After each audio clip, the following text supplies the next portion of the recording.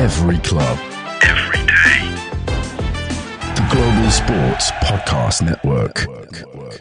Hello and welcome to the Daily Brighton Podcast, brought to you by the Global Sports Podcast Network. It is your boy, Joe Richardson. I hope you had a very, very Merry Christmas. And, well, to be fair, we're not at New Year yet, but we're close. And I also hope that you have a Happy New Year as well when it gets to it. I'm joined by the General.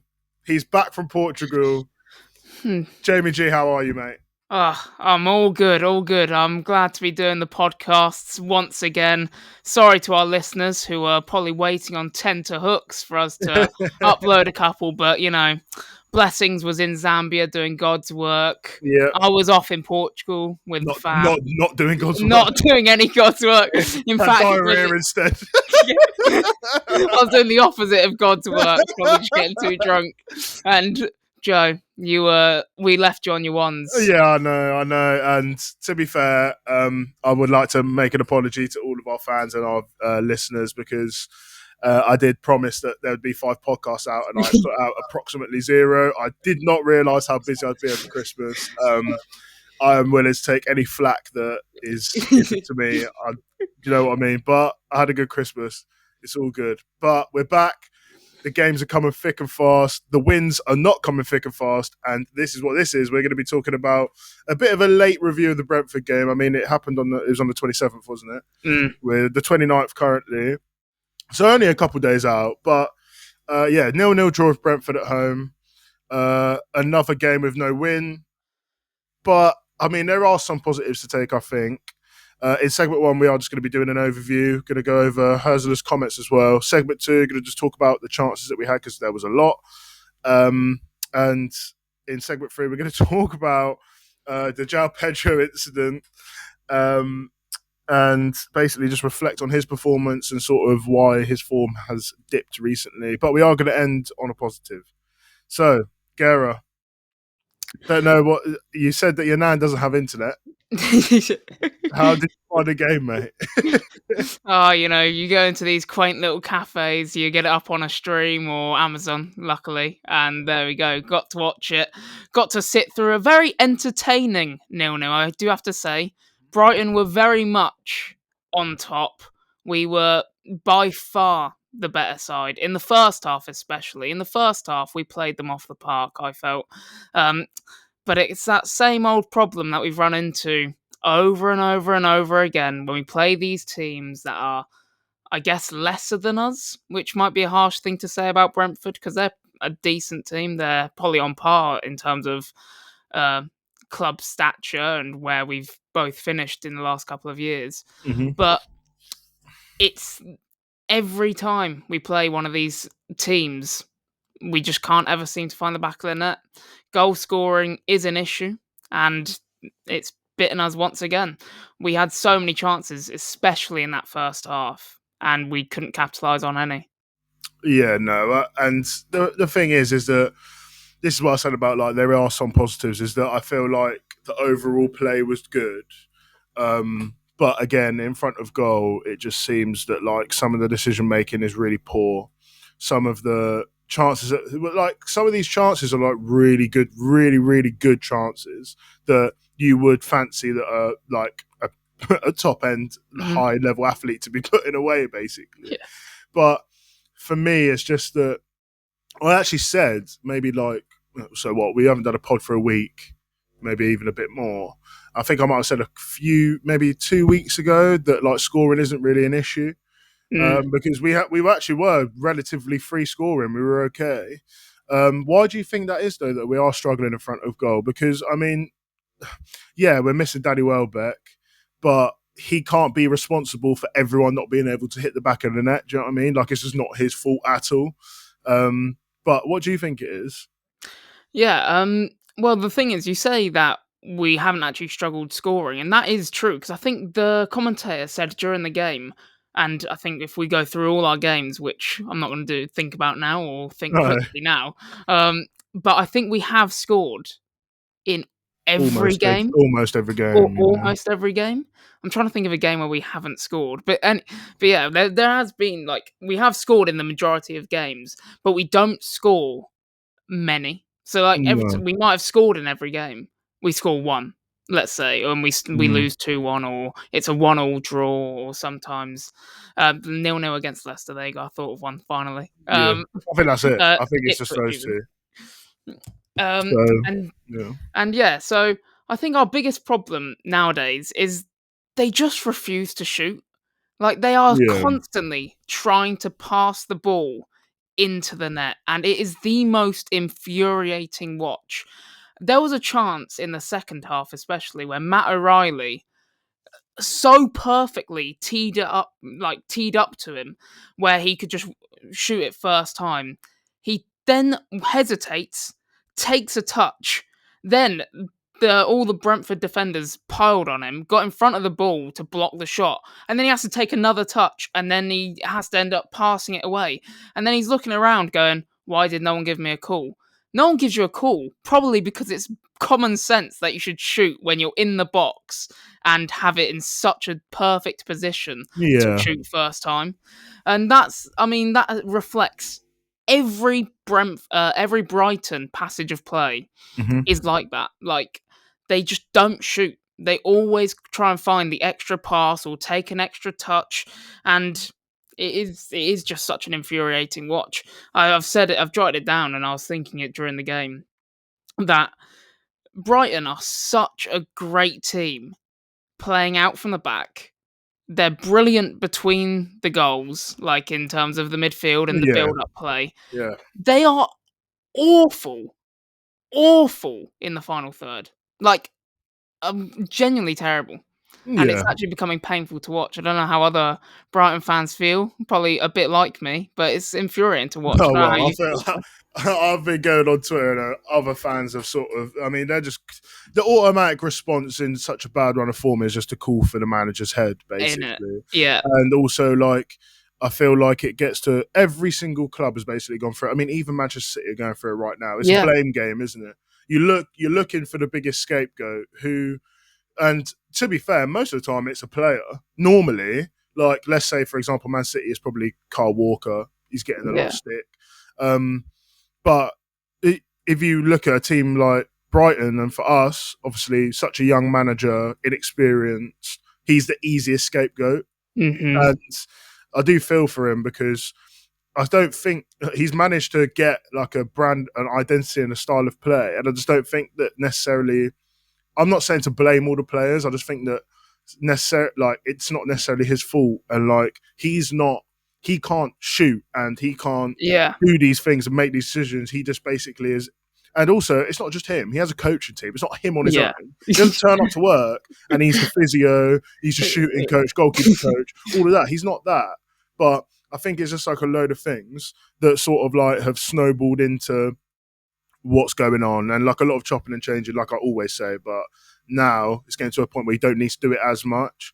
But the team has changed so much, and obviously due to injuries or whatever. But one thing I did want to, speaking of Herzler anyway, one thing I did want to talk about actually is the comments he made after the game. So he did say that sort of like the last 5 games have been very similar, dropping points and failing to win close games. I am sort of quoting him, but also spitballing a little bit. Failing to win close games. But then he said that we just need to sort of keep the faith and keep doing what we're doing, and the results will come. What are your thoughts on those comments? Yeah, I think to your point earlier as well, I don't think the manager is to blame in this. Like I know a couple podcasts ago I said he is partially to blame Yeah, for a bad run of form, but in terms of getting him sacked or fans calling for his head, like you said, I think it's crazy. Way too early. And I know yeah, we've done a podcast and segments on this in the past where we've called out any Brighton fan that's been on Twitter calling for his head and calling for him to be sacked to reel it in and give him time, because yeah, he is a very good manager. You can see the principles that he's put in place yeah, already and the style of play. And to that point earlier, he isn't the one there shooting. Like Matt O'Reilly right there in that minute in this thing, it was in like the 66th or whatever minute it was. It's on him to shoot. Herzler can't be there shouting shoot. you need to take that in as a professional player yourself to Yeah, shoot in those situations. But yeah, the comments that you made, it is just been a frustrating spell, quite frankly. Like, this is the draw to West Ham, frustrating. Obviously the draw to Brentford, I think, was the most frustrating of them all because we were so dominant, yeah, and there was clearly something there where we looked the most intense as well. Like, there was clearly a drive or a passion to try and get the win, which we hadn't seen for a couple of games, I yeah, felt. So I think, although the result doesn't show it, we are trending in an upwards direction. And I feel yeah, like if we do, like he says, stay positive, keep the energy up, keep the intensity, the results will fall for us. And some of those shots that we did miss will go in. yeah. I think one thing that I will say is that we've come out of this sort of run where everyone sort of thinks it's easy. In my Mm, opinion, Brentford actually may be one of the easier teams because they're awful away from home. They're great at home, but they're awful away from home. yeah. And I mean, we did dominate the game. I just don't think we took our chances. But now I'm curious to see. I mean, our next game is tomorrow, I think, and it's Aston Villa away, and then I'm pretty sure after that it's Arsenal at home. Mm-hmm. Those are the games now where I want to see that sort of like that pick up in, okay, we're playing with the big boys now, so-called big boys. Like, is this going to lift performances? Was our last win Man City? It can't be that long ago. Oh, good question, Joe. While you're looking that Bournemouth. up, Bournemouth. Bournemouth. So Bournemouth, who are, to be fair, they're up there, aren't They're they? flying. Yeah. We're only good against the big boys. Yeah, only good against Apparently, the we're big only boys. good against the big teams. But yeah, I think you need to just trust him. To be that young and younger than some of the players, and then to come in and put your philosophy in there, and then that philosophy, like players buy into that philosophy, I think is a massive step and a massive sort of like a show of his sort of quality as a manager. But we are going to go on to the next segment. You're going to hear from the GSPN ad, and then after that, we're going to come back and we're going to talk about sort of some of the chances and what did Brentford do. And yeah, we'll see you after this break. This podcast is brought to you by the Global Sports Podcast Network, the only network bringing you exclusive daily news and views on your Premier League team, the Premier League as a whole, women's football and fantasy football. A unique listening experience that puts fans first, bringing you the very latest breaking news from your team. Subscribe wherever you get your podcasts and make us your first listen every day. Global Sports Podcast Network. Every club, every day. And we are back for segment 2 of our review of the Brighton and Brentford game. Jamie G, we had a lot of chances. Mm-hmm. In fact, I think you might have actually noted every single one of them down in the sort of prep that you sent me earlier today. What's going on? Because we've hit the post pretty early doors. We've had some Belabor had a good shot. Ayari had a good chance. Solly March had the end of the game. He had that sort of like chance to sort of like write his own fairy tale sort of like story going on, moving like Cody Rhodes, but it didn't really work out. So yeah, what are the sort of thoughts on the way that we played and also like the chances that we had? Well, I think so. One of the positives that I did see from this performance, and something that we've actually called for, I think, a little while. So I'm glad that Hertzler's taking note of this, and it's Enciso. Got his start. Yeah, We all think he's a very promising player, and he was very much the bright spark in the team. He was basically involved in every attacking move going forward, whether that was playing out to the wings or being the guy that's actually there to finish it off or finish the move off, taking the final shot. He was actually the only one that, I know I said earlier, we try and pass it into the net all the time. yeah. Enciso went, screw that, I'm just going to shoot. And he shot so many times, including that chance in the 3rd minute where inches from going in, hits the post guttingly, but that was beautiful play, and that was a great layoff by João Pedro as well to tee him off, and then Enciso on the just curls it onto the post. But I think there was a stat there. I'm going to get it up, which I found crazy. No player had more shots in the Premier League this season in any game than Enciso had in the first half alone. Just in the first half. In the first half. That's insane. That is insane. Not even Haaland in a whole game against Leicester or Southampton had more shots than Enciso had in the first half.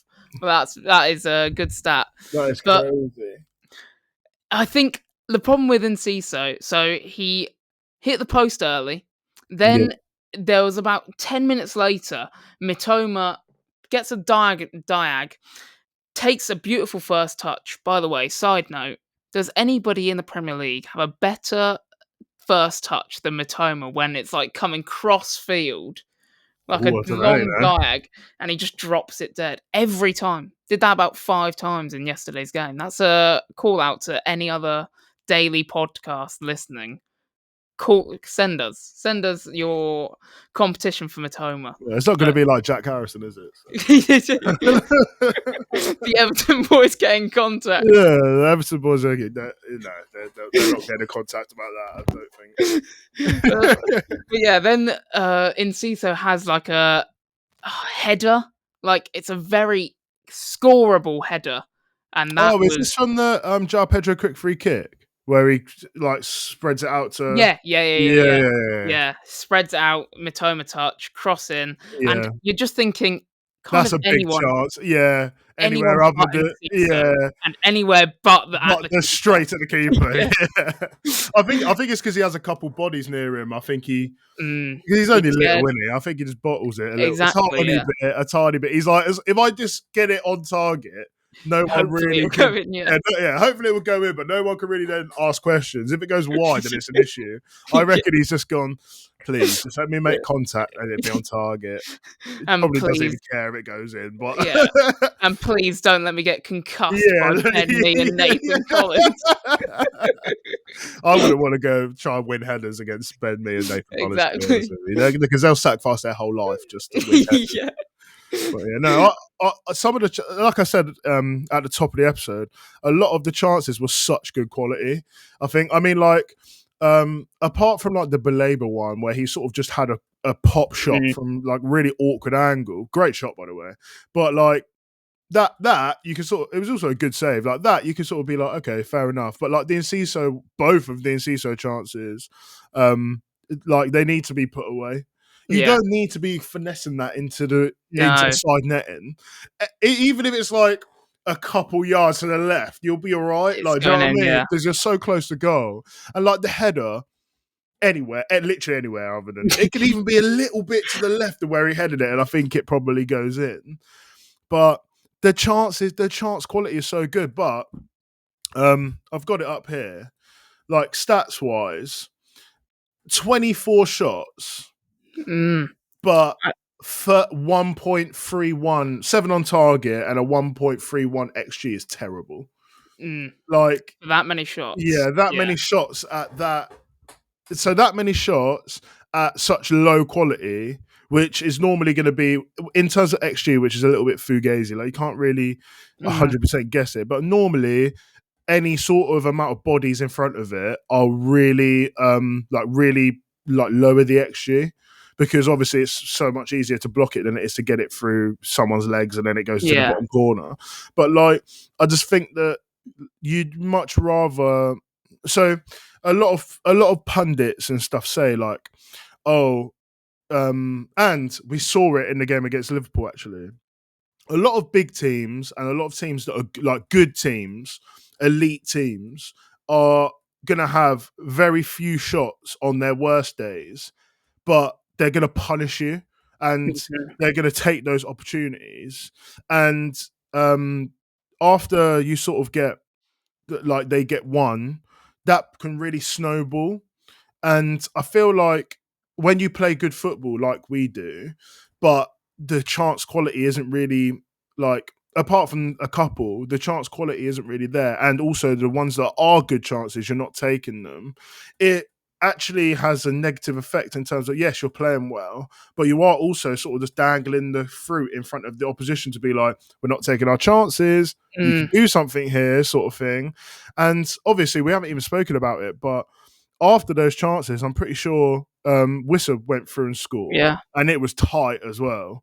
But that is exactly, I mean, how many shots did they have? They had 8, 3 on target. And I take it that doesn't take into consideration Wissa's shot because he was offside. No, yeah.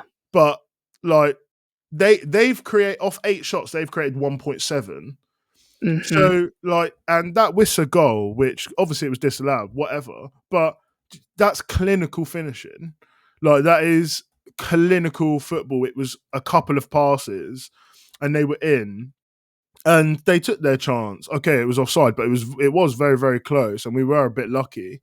But like, that is what I mean. Like, that's the difference. And I feel like that's what Hertzler means in his comments that we spoke about in the first segment, where he was like, have the faith, and hopefully, like, what we've seen with that and what you see with sort of like the elite teams will start to sort of come to fruition for us. And I think that that's sort of what we should be aiming for.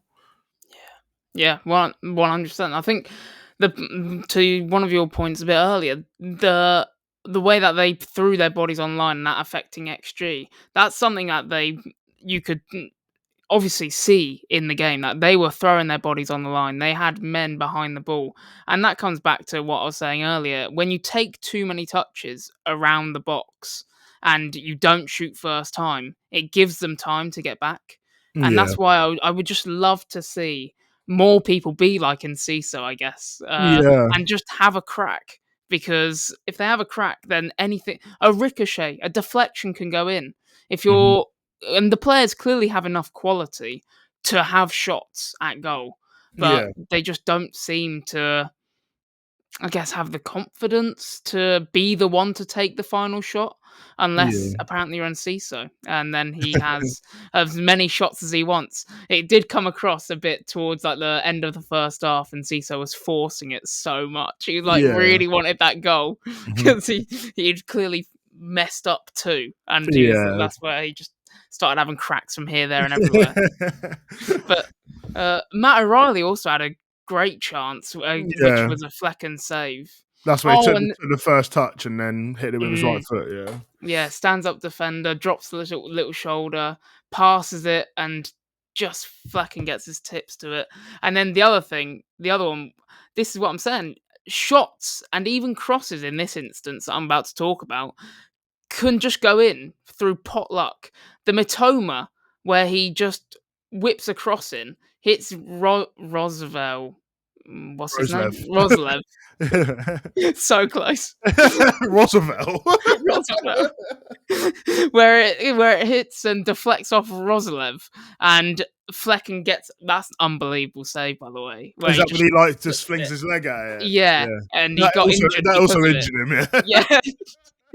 Serves him right for keeping it out. To be fair, he's actually been decent this year. Yeah, this season. Yeah, he was great. Decent, Great against us, to be fair. But yeah, so many chances, and to your point earlier, just need to get better XG, I guess. I hate XG as well, but like, sometimes it does actually paint a little bit of a picture for you as well. Yeah, especially if you didn't watch the game. Like, any of the listeners who didn't watch the game, like, XG paints a tiny bit of a picture. Anyway, enough of all that nonsense. So we're going to you're going to hear from our partners at Zencastr, and in the final segment, we are going to be talking about a little incident with Mr. Pedro, Mr. Naughty Joe Pedro. And so we will see you after this break. Here at the Global Sports Podcast Network, we spent a lot of time selecting our delivery platform. Zencastr came out the clear winner.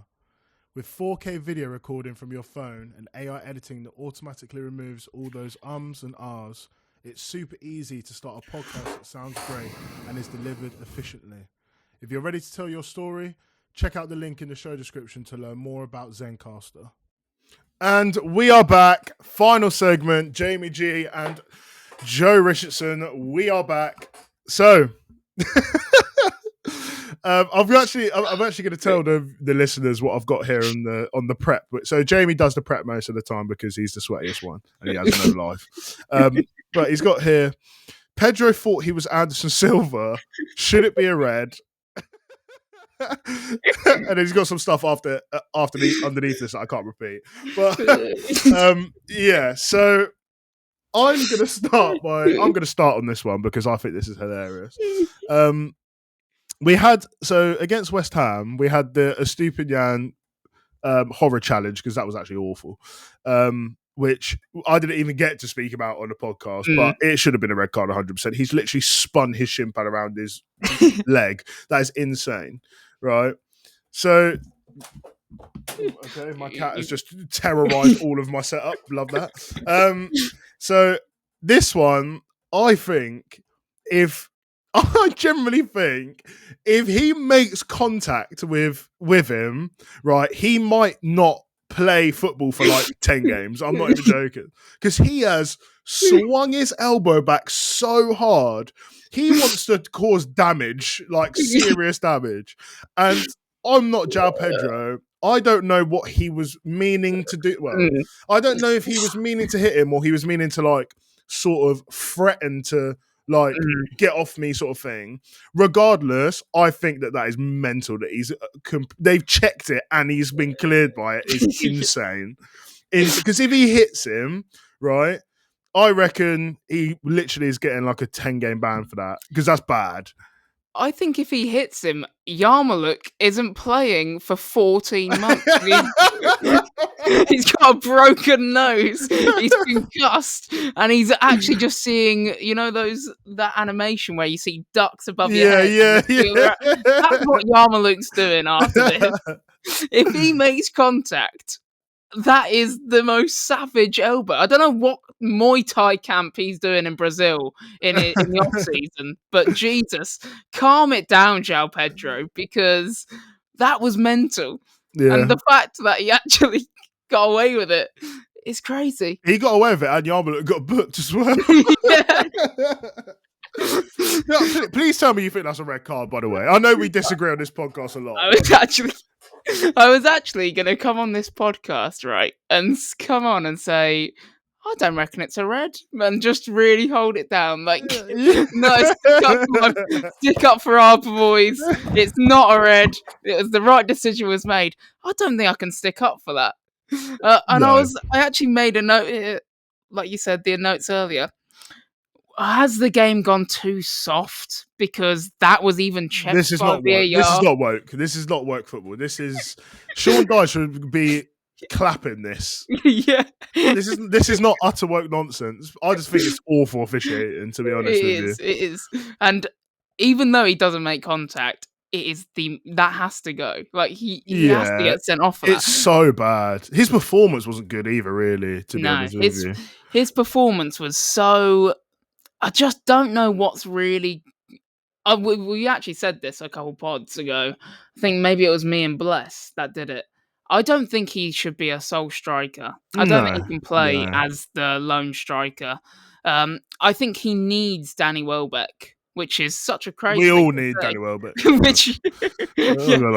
point. We all need Danny Welbeck. But Danny Welbeck and him have such a good connection, and they constantly lay each other off, and such good interplay between them, especially around the box, that they thrive off each other. Yeah. And without Danny Welbeck, or anyone kind of around him that does a similar job to Danny Welbeck, then he's nowhere near as good. But yeah, that's kind of what I feel about his performance. I thought it was very... There were moments. Like moments. The teeing off of Enciso, that's kind of what you'd like to see. Yeah. Like, usually it's Danny Welbeck tees him off and he's the one that finishes it. So if you could see that happening with Danny Welbeck in the lineup, that would go in. Right. And if it was Pedro having the shot, I feel that would much more confident that would go in. But yeah, he had those flashes moments. He had touches in and around the box where he's playing like nice two-touch football, but he kind of also goes missing. He does. Like, He's he's a. not. I feel like he's a little bit of a luxury player. He is, A yeah. little bit, like not even to cuss him out, but like because the luxury players are the ones that like they can change the game just sort of like that. I don't think that he can have his moment where he will just change the game, but like I don't think it's there at a consistent enough rate to sort Hmm. of be like at that next level. He definitely has that next level, and that it will come Yeah. eventually. But I just think that like he's definitely. I think he's struggled the most with Danny Welbeck, apart from Bless. Yeah. He struggled the most with Danny Welbeck not being around. I mean, Danny Welbeck got injured and then Bless went to Zambia, so he generally can't deal with it at all. He's But trying. yeah, he actually is. But like, I just think that for him, he needs to have someone that he could play off and not be the person that needs to be Yeah. like he doesn't need to be the focal point. He needs to be sort of like the support to the focal point. On the luxury player, I think he's like our version of Foden. You know, when your team's thriving and your team's doing really well, Yeah, he's the one that will take it to the next level. But when your team's doing poorly and you need the results and you're slugging out games, yeah, he won't be the one to take the team on his back and lead a charge. I hope yeah. I get you. Yeah. I hope that kind of makes sense for listeners as well, and I hope they kind of see that too.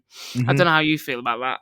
No, I think like do you know what? Like I understand the Foden shout, but also Foden's been kind of terrible this year. Yeah. So I think it's actually harsh on João Pedro. But like the season beforehand, like that's probably his best season he's ever had in the Premier League, Phil Foden. So Yeah. like somewhat in between that, I think Mm, it's like you're right. But I think he reminds me a little bit of like a Felipe Coutinho. mm, Because when Coutinho was in the league, he would play minutes and minutes and minutes on end without doing anything, and then he'll just sort of pop up and be like, "Yeah, I'm going to do something now." And like I hate to even compare, but like, do you know that Lionel Messi thing where you must have seen a clip where he's just walking around the pitch? yeah. As soon as the ball is sort of anywhere in an area where he can affect it, he's Yeah. gone straight away. Mhm. Like he's active straight away. But most of the time, he's just walking around. You're allowed to Yeah. do that sort of thing. Like, do you know what I mean? When you're that good, like, and to be fair, he does have tenacity about him and also a very ferocious side, apparently. But I just think that like he needs to. He's that player where the commentators go, when your team's struggling, they go, "Oh, he needs to get on the ball more. Mm, They need to play through him a bit more. Oh, he needs to maybe get him on the ball, and then he can test this player." yeah. Like, I think that's what he is. Mhm. But once he can start sort of doing it on a bit more consistent level, then obviously you'll see the brilliance of what João Pedro actually is. But hopefully that's not. I don't think he has much time left at the club. To be honest with you, it won't be January. Don't get me wrong, No. but like in the summer, I think people are going to be fishing around for him, which is obviously a shame. But there are a lot of players that can play in his position anyway that we already have. But I just hope that like he picks up his form because we really need him now. If we are to make that late push, I think we really, really need him. Yeah.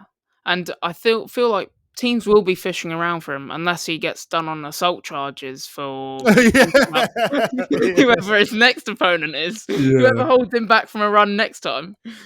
But one thing that I wanted to, just before we go, I just wanted Mhm. to touch on something that's very positive. Solly March. I'll be honest, I don't know when the last time he played was. I'm actually going to look for it. But what are just before I go on my search to look for when was the last time he played, what are your thoughts on him coming back? He almost had this fairy tale ending. I just wanted to get your thoughts on it because it is a very special moment for Brighton fans Yeah. because he's a local lad and everything. So Yeah, I mean, the whole stadium stood up and cheered when he did come onto the pitch. Yeah, had like 10 minutes out at the end, and what a moment. I think it was 433 days since he last played, that is 14 insane. months, which is crazy. The guy's obviously battled through so many injuries, especially the latest one over his career. And then this latest one was his longest. And the one that he actually said after the game was the most challenging, and it was difficult to be out so long after the game. And Oh, that chance at the end. I wanted to get on this so badly. That's why I left it out of the last segment. But it was written in the It stars. actually was, yeah. It Oh, was. Solly March could have put it top bins. He was left in acres of space. So much time with the final kick of the game, basically, to just welly it into the goal Yeah. and be the much needed goal to take us to get us out this slump. And he just skied it. And he said after the game that he probably had too much time. Probably thought about it too much, and you could see that actually as he's like lining up for it. He takes a touch. It's a decent first touch, and then he's like waiting. He's hesitating and hesitating, yeah. Thinking, why is no one closing me down? Yeah. And then he takes another touch, and then you're like, yeah, you might have screwed it here. And then he's waiting again, and you're like, no, just shoot the ball. I thought he was going to curl it. I thought he was going to curl it into the corner, but he's just tried to. He's gone. Do you know what? I can't get this ball under control. I'm just going to hit it. Put my laces through it and see what happens. The last time that he played was October 2023. Wow, was the last time he played. That's insane. So that is a very positive thing. I hope he can stay fit because, to be fair, that is. I mean, he almost didn't make it to. That sounds like he died. He almost it almost was 2 years that he didn't play because obviously 2023 to 2025 would have been when he come back. But luckily, he got in just beforehand, and hopefully he can come back and maybe I hope he can contribute to the team because I think it's really important for him to. He understands it so much. Like when you're local, you understand it so much. He understands the club better than anyone. So I just want to see him be able to contribute to the team and stay fit is the most important thing and still get minutes. But I don't want him to be rushed back. I don't want to see him starting next game, basically. No, yeah. You know what I mean? For his sake, yeah. Yeah, for his own sake, yeah. Anyway, it's been a pleasure to be back. Yeah, I've loved it. It's been a pleasure to be back. I've missed it. We've even gone a little bit over time. We've even gone a little bit over just to waffle because we're back and we're staying back. You'll see more posts on social media, hopefully, even though I think Ben, shout out Ben, by the way. Everyone shout out Ben. I think he's going away. So, but hopefully something is sorted out. Let us know what you think about everything that we spoke about. Social media, you lot have been popping off on the social media recently, which we are really appreciative of. Gera, goodbye message. Yeah, thanks for tuning in, guys, and we will not leave you hanging for another week again. Just a heads up for next week. So this will go out, the day that it's filmed, so today, and then the crossover because we play Aston Villa tomorrow. Hopefully, we're going to get a crossover out tomorrow. So there'll be a crossover on Monday, then a review on Tuesday, and then I think it should be probably another crossover, and then. Yeah, so it's going to be a little bit topsy-turvy, but you're still going to be getting your podcast back. You're even going to get one on the Friday, and then hopefully you'll get one sort of in the coming days. But anyway, thank you very much for listening, and we will see you soon. Peace out. Every club, every day. The Global Sports Podcast Network.